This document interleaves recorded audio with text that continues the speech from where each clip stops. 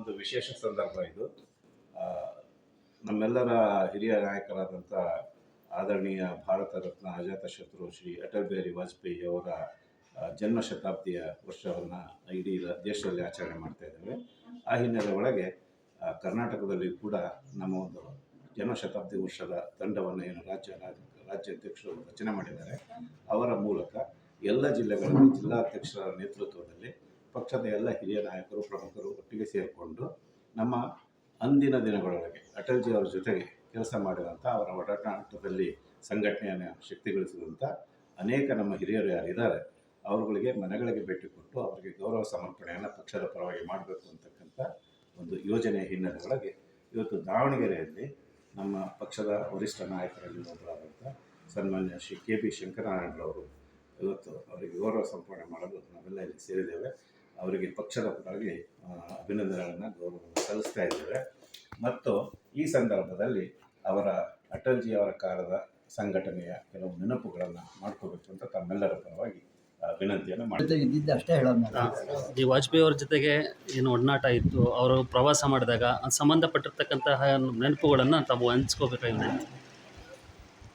ಮೊದಲನೇದಾಗಿ 1984 ಇಸ್ವಿ ದಾವಣಗೆರೆಗೆ ಸನ್ಮಾನ್ಯ ಅಟಲ್ ಬಿಹಾರಿ ವಾಜಪೇಯಿ ಅವರು ಬಂದಿದ್ದರು.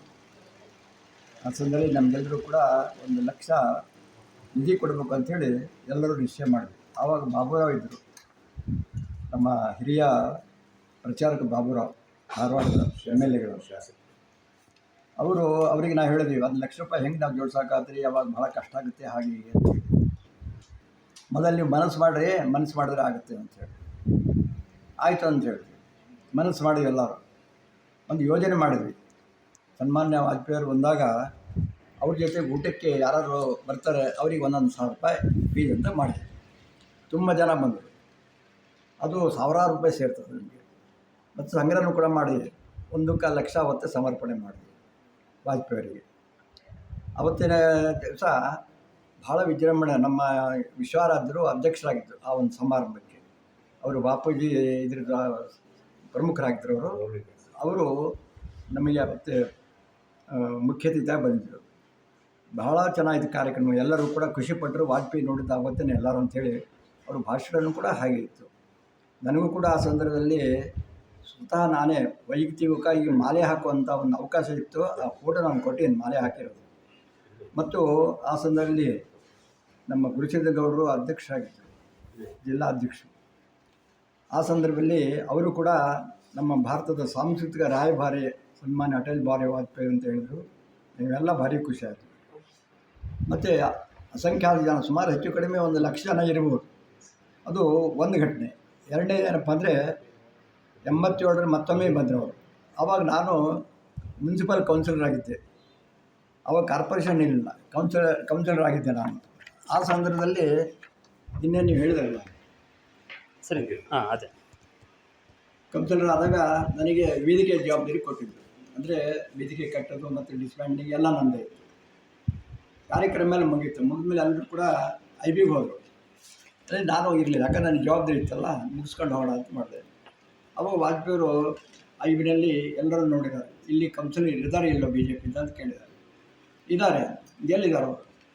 ಅದಕ್ಕೋಸ್ಕರ ಇಲ್ಲಿಲ್ಲ, ಅವರು ವೇದಿಕೆ ಹತ್ರ ಇದ್ದಾರೆ, ಕರೀರಿ ಇವರಿಗೆ ಅಂತ ಕರೆಸಿ ಅವರು ನನ್ನನ್ನು ಅದೃಷ್ಟವನ್ನು ಕಾಣುತ್ತೆ ವೈಯಕ್ತಿಕ ಮಾತಾಡೋದು.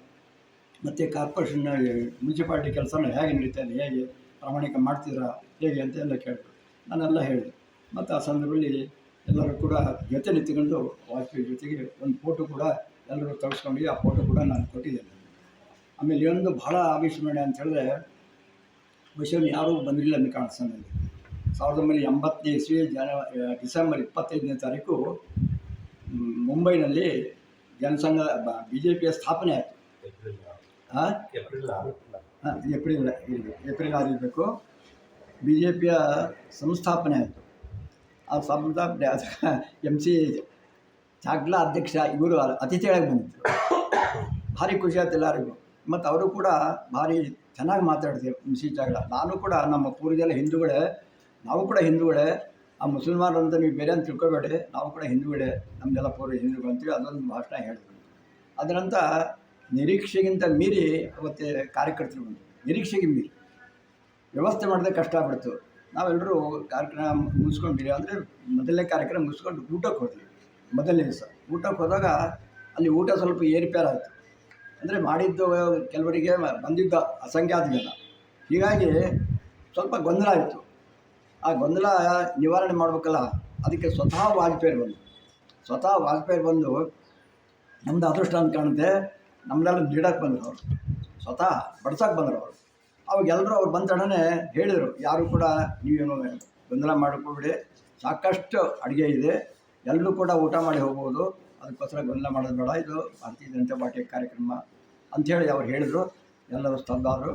ಕೊನೆಗೆ ಸ್ವತಃ ಎಲ್ಲರಿಗೂ ಬಡಿಸಿ ಅವರಿಗೆ ಆಮೇಲೆ ಅವರು ಹೋದರು. ಇದು ನನಗೆ ಜೀವನದಲ್ಲಿ ಅವಿಸ್ಮರಣೀಯ ಇದು. ಇನ್ನೂ ಹಲವಾರು ಇದ್ದಾವೆ, ಈ ಸದ್ಯ ಎರಡು ಸಾಕು ಅಂತ ಕಾಣುತ್ತೆ ನಮಗೆ. ಇದು ಅವಿಸ್ಮರಣೀಯ. ನನಗೆ ಅಲ್ಲಿ ಕರೆಸಿ ಅವ್ರು ಮಾತಾಡಿದ್ದು ಒಂದು, ಮುಂಬೈನಲ್ಲಿ ಎಲ್ಲರಿಗೂ ಬಡಿಸಿದ್ದ, ನಾವು ಕೂಡ ಪ್ರಸಾದ ತೊಗೊಂಡ್ವಿ ಅವ್ರ ಮುಖಾಂತರ. ಅದು ನನಗೆ ಭಾಳ ಅವಿಸ್ಮರಣೀಯ, ನನಗೆ ಜೀವನದಲ್ಲಿ ಎಂದೂ ಮರೆಯಲ್ಲ.